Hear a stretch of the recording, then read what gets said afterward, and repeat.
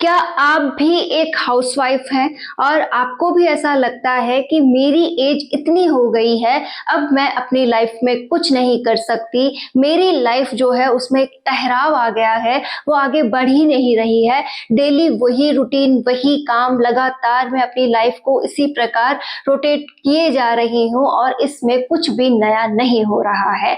ये सब कुछ विचार आते हुए आप भी सोचते हैं कि एक गोल डिसाइड करती हूँ या फिर कर लिया है, अब विचार ये भी है कि कैसे समय निकालूं, कैसे अपने आप को एक ग्रोथ दूं, कैसे अपने आप को प्रूफ करूं कि हाँ, मेरी भी लाइफ है और मैं भी इसे आगे बढ़ा सकती हूँ।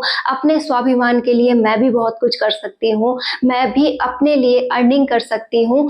ऐसी बहुत सी बातें जो आपके माइंड में रोज आती हैं, रोज आप उसके बारे में केवल सोचती हैं लेकिन उसे आगे नहीं बढ़ा पा रही हैं, अपने गोल को आप समय नहीं दे पा रही हैं। तो आज बस हम वही सीख रहे हैं कि कैसे अपनी लाइफ को हम आगे बढ़ाएं, कैसे इसके लिए समय निकालें और कैसे अपने आप को प्रूफ करें कि हाँ, मेरी भी लाइफ अभी बाकी है, मेरा भी वजूद अभी बनना बाकी है और मैं ठहरी नहीं हूँ, मुझ में भी अभी बहुत बदलाव बाकी है।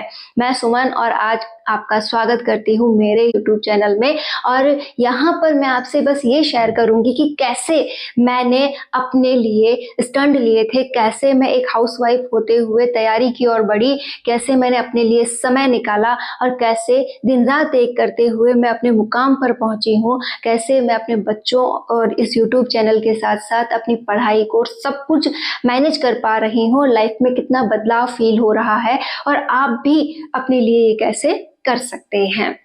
देखिए फ्रेंड्स, होता ये है कि हम सभी अपनी लाइफ में जब एक नया पड़ाव स्टार्ट करते हैं, अपनी घर गृहस्थी स्टार्ट करते हैं, अपने बच्चों के साथ एक वक्त बिताने के बाद हमें ये ख्याल आना लाजमी सा है कि जो लाइफ है वो डेली रूटीन में सेट हो गई है कि सुबह उठो, इस प्रकार से घर के काम करो, अपने हस्बैंड के, अपने अदर जो इन लॉज हैं उनके काम करते हैं, खुद के करते हैं, साथ ही साथ बच्चों के करते हैं और पूरा दिन पता नहीं कहाँ बीत जाता है और फिर नेक्स्ट डे वही रूटीन हमारा रहता है। हमारे पास हमारी लाइफ को देने के लिए कोई वक्त ही नहीं बचा है। यकीन मानिए, यहीं पर हम हार भी रहे हैं। हमें हमारी लाइफ के प्रति सजग रहना चाहिए, अपने सपनों के प्रति सजग रहना चाहिए। याद कीजिए वो पल जब हम ढेरों सपने देखा करते थे, जब हम स्कूल जाते थे, कॉलेज जाते थे, हमने पढ़ाई की है, डिग्रीज ली है। आप में से तो कई गोल्ड मेडलिस्ट भी होंगे, मतलब अपनी फील्ड में टॉपर भी रहे होंगे, 90 क्रॉस परसेंटेज रही होगी, या फिर कई ऐसे स्टूडेंट्स भी हैं जो मेरिट होल्डर भी रहे होंगे। लेकिन आज लाइफ को एक ऐसा आपने बांध दिया है कि आप आगे ही नहीं बढ़ रही हैं, उस विचार को आगे ला ही नहीं रही हैं कि हाँ, मैं भी अपने आप को लेकर कई सपने सजोती थी, मैं भी अपने आप को लेकर कई ख्याल रखती थी और आज देखो ना, कुछ भी नहीं है। अब यहाँ पर जब विचार आ गया है कि हाँ, मुझे कुछ करना है, हाँ, मुझे आगे बढ़ना है, एक गोल भी डिसाइड कर लिया कि इस एग्ज़ाम की तैयारी मैं कर रही हूँ, चाहे वो एसएससी हो, चाहे आरपीएससी हो, चाहे यूपीएससी हो, या फिर आप किसी भी स्टेट से बिलोंग करती हैं, वहाँ का स्टेट एग्ज़ाम हो या कोई भी एग्ज़ाम जिसकी आप तैयारी करना चाहती हैं। अब आप उसका मन बना रही हैं, मन भी बन गया है। अब बात ये आती है कि समय मैं इसके लिए कैसे निकालूं। देखिए, हमारे पास ऐसा तो होगा नहीं कि अलग से 24 घंटे और निकल कर आएंगे और हम उन्हें अपने लिए खर्च करेंगे। हमारे पास वही रूटीन रहेगा लेकिन उसमें ही हमें मैनेज करना है, जैसे मैंने मैनेज किया है। मैं पहले जब बच्चों के साथ और घर के साथ एडजस्ट कर रही थी, उस समय मैं 6 बजे के समथिंग काम स्टार्ट करती थी। तो सडनली उठना, जैसे 6 बजे स्टार्ट करना है तो 6 बजे उठकर सोचती, अरे ये काम पड़ा है, वो काम पड़ा है, यहाँ भागो, वहाँ भागो। फिर एकाएक स्पीड में बिना कुछ सोचे, बिना अपना ख्याल किए बस लगे रहने थे, लंबे समय तक काम में ही लगा रहना। और उसके बाद जब जब बीच में टाइम मिला, कुछ चाय कॉफ़ी हो गई या फिर जब खाने का टाइम हुआ तो खाना खा लिया, लेकिन रुकने का कोई काम नहीं था, कोई भी अपना ख्याल नहीं था, अपने बारे में सोचना तक बंद कर दिया था। तो यहाँ पर जब मैंने अपने आप को रियलाइज़ किया कि नहीं, अपने आप के लिए समय निकालो, तो मैंने टाइम ड्यूरेशन में चेंज किया, इस पर विचार किया कि अगर मैं सुबह थोड़ा जल्दी उठूं, मैंने स्टार्टिंग में 5 बजे उठना स्टार्ट किया कि 6 से 1 घंटा पीछे मतलब 5 बजे मैं उठी। फिर धीरे-धीरे इसी समय को बढ़ाकर मैंने 4 बजे पर सेट कर दिया और आज पिछले 1.5 साल से मेरा रूटीन फिक्स है कि मुझे सुबह 4 बजे उठना है। इसी प्रकार यदि आप भी एक रूटीन सेट कर लें, धीरे-धीरे होगा, एकाएक कोशिश आप कर नहीं सकते तो अपने आप को प्रॉब्लम फ़ील करवा देते हैं कि हाँ, नहीं हमें प्रॉब्लम हो रही है, हम नहीं कर पा रहे हैं। तो ऐसा बिल्कुल नहीं है, आप धीरे-धीरे इसे सेट कर सकती हैं। अगर आप 6 बजे उठने वाली हैं तो आप 5 बजे उठिए, 5 बजे से 4:30 पर आइए और फिर 4 पर आप सेट हो सकती हैं। एकाएक भी मैं आपसे परिवर्तन नहीं मांग रही, लेकिन धीरे-धीरे कोशिश करते हुए परिवर्तन ज़रूर करें। सुबह 4 बजे से जब मेरा उठना होता था, तो मैं आराम से विचार कर पाती थी कि हाँ, आज मुझे क्या करना है। उसके बाद कुछ देर मैं अपने साथ बिताती थी कि हाँ, आज मेरा गोल ये डिसाइड है, मेरे टारगेट्स ये हैं, मुझे ये टॉपिक्स पढ़ने हैं, आज पूरे दिन में ये समय मुझे बच्चों के साथ बिताना है, ऐसे बच्चों के लिए कुछ नया करना है, घर में ये काम करना है। मतलब अपने बारे में हम संतुष्टि के साथ सोच सकते हैं। उसी के साथ-साथ अपने लिए आपने आराम से कुछ एक्सरसाइज़ वगैरह की हैं, अपनी हेल्थ पे ध्यान दिया है। आपको जैसे बालों में तेल लगाना था तो जैसे बच्चों की माँ है, बहुत दिनों से बाल तक नहीं बनाए, तो वो समय आपके लिए निकला कि हाँ, आपने आज बालों में तेल लगाया है, सुबह सर धोना है आपको, तो वो समय भी आपको वहाँ मिला। इसी के साथ-साथ आपने एक टॉपिक जो सोचा था, आप उसे लेकर पढ़ने बैठ पाईं। आपने आधा 1 घंटा वहाँ पढ़ाई की। मतलब ओवरऑल जब आप कुछ समय अपने लिए निकालते हैं, अपनी पढ़ाई के लिए निकालते हैं, फिर दिन की शुरुआत जब होती है, बहुत आनंद मिलता है। मैं इस पॉइंट का यूज़ पिछले 1.5 सालों से कर रही हूँ और मुझे यकीनन मेरी लाइफ में इतने बदलाव मिले हैं, इतने चेंज मिले हैं कि आप उन्हें अगर एक बार अपनाते हैं, तो आप भी वो परिवर्तन देख पाएँगे। यहाँ पर एक और पॉइंट उसके बाद हुआ कि चलो 6 बजे तक अपना समय बिताया, अपने लिए कुछ अच्छा किया, टॉपिक तैयार किया, फिर जाकर जब आप 6 बजे काम को लगते हैं या जो भी आपका काम का समय आप काम स्टार्ट करती हैं, उस समय हम देखते हैं कि काम जब हो रहा है उसमें एक अलग ही बदलाव है। एक बहुत आनंदपूर्वक माहौल मिल रहा है कि नहीं, बहुत एनर्जी है। फिर आपको यहाँ भी ध्यान देना है कि जिस काम को आप रेगुलर कर रही थी, आपको उस काम में अब आलस आता है, आप धीरे-धीरे उसे करती हैं, सोचती हैं करना ही है, कर लूँगी ये वो, ना। अब आप ऐसे सोचिए कि मैं ये काम जितनी जल्दी कर लूँ उतना ही समय बचेगा। आप एक बार टाइम ड्यूरेशन चेक कीजिए कि किस काम में आप कितना समय दे रही हैं, आपका समय कहाँ खर्च हो रहा है। जैसे आप डेली झाड़ू लगाते हैं, सभी लगाते हैं हम, आप रोज़ उसी अनुसार झाड़ू लगाती हैं कि रोज़ इधर से साफ किया, उधर से साफ किया। आप फिक्स कर लीजिए कि एक दिन में मुझे इस रूम की अच्छे से सफाई करनी है, तो ये पिछले 3 दिनों तक मेरे साथ बना रहेगा, इतना गंदा नहीं होगा। इसी प्रकार आप डेली एक-एक रूम को अच्छे से चेक करते हुए सफाई कर दीजिए और वो सफाई आपके 3-4 दिनों तक अच्छे से चल जाती है। हाँ, फैलाते हैं, बच्चे भी फैलाते हैं, घर के अदर जो मेंबर्स हैं उनका भी रख-रखाव इधर से इधर हो जाता है। लेकिन अगर आप स्पीडली करेंगी, बहुत अच्छे से मैनेज करेंगी तो घर भी मैनेज होने लगेगा, आपकी समझ बनने लगेगी। बिना सोचे-समझे कोई काम स्टार्ट ना करें, मेरे कहने का ये अर्थ है। फिर जैसे आपकी झाड़ू होती है, एकाएक आपने पोछा लगाना स्टार्ट किया, घर के किचन के काम किए, मतलब आपको टाइम अपने कामों से निकाल कर मतलब उसे इस तरीके से लेकर आना है कि वहाँ पर भी पढ़ाई हो। जैसे घर के काम के दौरान जो भी सुबह आपने टॉपिक पढ़ा था, उसे आप प्रॉपरली रिवाइज़ कर सकती हैं। इसी के साथ-साथ आप जो टॉपिक दोपहर में पढ़ने वाली हैं, जैसे मैंने अभी कहा था घर के काम जितना खींच कर करोगे, उतना ही समय आप दोपहर के लिए बचा लोगे, मैंने बचाया है। और फिर वो दोपहर का जो समय है जिसमें आप टॉपिक तैयार करने वाली हैं, पढ़ने वाली हैं, उस टॉपिक के दौरान जो आपको टॉपिक मतलब है, उसकी क्लास आप काम करते हुए सुन लीजिए कि सुबह झाड़ू लग रही है, उस दौरान आपने ईयरफ़ोन वगैरह जैसे कोई भी, मैं अपना ईयरफ़ोन ये वाला जो यूज़ करती हूँ, ये बता रही हूँ आपको, और ऐसे ईयरफ़ोन्स वगैरह आप भी अपने कान पर ऐसे ही सेट कर लीजिए, फिर काम करती जाइए। अगर दोनों कानों में आपको लगता है कि घर के कुछ काम बताएँगे तो सुनाई नहीं देगा, तो एक कान में ईयरफ़ोन लगाइए, एक कान को आप फ्री रखिए। वैसे सडनली कोई आवाज़ देता नहीं है, अगर देगा भी तो आपको सुनाई देगी और आपका जो फ़ोकस है वो पूरी तरह किस पर रहेगा, उस टॉपिक पर जो आपके कान में चल रहा है, मतलब आपको सुनाई दे रहा है और आप उसी पे फ़ोकस कर पाएँगी, उसके टॉपिक को समझ पाएँगी। और य आपको लगता है कि कुछ समझ नहीं आया, तो ऐसा बिल्कुल नहीं होता है। जब हम पढ़ने बैठते हैं वो टॉपिक हमें उतना ऐसे लगने लगता है कि हमें अभी-अभी तो किसी ने पढ़ाया था, अभी-अभी तो ये बातें मैंने देखी थी, और वो टॉपिक इतना शानदार तैयार होता है, इतनी जल्दी तैयार होता है कि आपके लिए समय बच जाता है। तो आप ये काम आज करके ज़रूर देखें। इसी के साथ-साथ आप जब धीरे-धीरे अपने टॉपिक्स छोटे रखिए कि हाँ, आज मैंने 3 टॉपिक का ही टारगेट रखा है, बहुत छोटे-छोटे। जब वो पूरे होंगे तो आपको एक कॉन्फिडेंस आएगा कि मैं बहुत कुछ कर सकती हूँ। और ये जो पढ़ाई का रिदम है ना, हमें बहुत कुछ और दे के जाता है। क्या? कि हमें जो दूसरी बातें हैं कि वो मेरे बारे में ये सोच रहा है, आज उसने मुझे ये कह दिया, आज देखो घरवालों ने मेरी इतनी इस पॉइंट पर कितनी अपमानित बातें कर दी, मुझे कितना ठेस पहुँची है, उसने मेरा साथ नहीं दिया, या फिर उसने मुझे ये कहा, वो कहा। मतलब अनगिनत बातें हम सोचते हुए काम करते हैं ना? यकीनन बताना, आप झाड़ू लगा रही हैं, पोछा लगा रही हैं, रसोई का कोई काम कर रही हैं, आपके माइंड में क्या चल रहा है कि आज मुझे उसने ये कहा था, देखो मैं उसका जवाब कैसे दूँ, मेरा आज बहुत दिल दुखा, मैं बहुत रोई, मैं बहुत परेशान हुई। या फिर क्या चलता है कि ये बातें किसी से शेयर करूँ, तो फ़ोन उठाया, फ़ोन मिलाया और फ़ोन चल रहा है घंटों, और आप काम करे जा रही हैं, इधर की बात क्या हो रही है, इधर हो रही है, उसमें और होता कुछ नहीं है, कोई सॉल्यूशन नहीं निकलता। वो आकर के आपकी किसी भी प्रॉब्लम का सॉल्यूशन नहीं निकाल पाते हैं।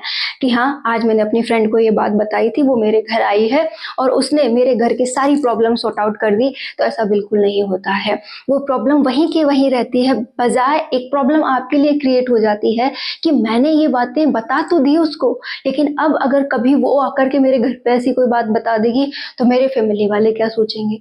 होता है ना? इससे अच्छा ये नहीं है कि उन बेतुकी बातों को हम इग्नोर ही कर दें, बिल्कुल गौर ना करें, और ठेस पहुंची भी है तो उसे पॉजिटिव लें कि इसका जवाब मैं अपने लक्ष्य की ओर आगे बढ़ते हुए दूंगी, और अपने लक्ष्य को जिस दिन मैं पा लूंगी, एकाएक इन लोगों को जवाब मिल जाएगा। मैं अपनी लाइफ पे फोकस करूंगी, मुझे इनकी बातों से कोई लेना देना नहीं है।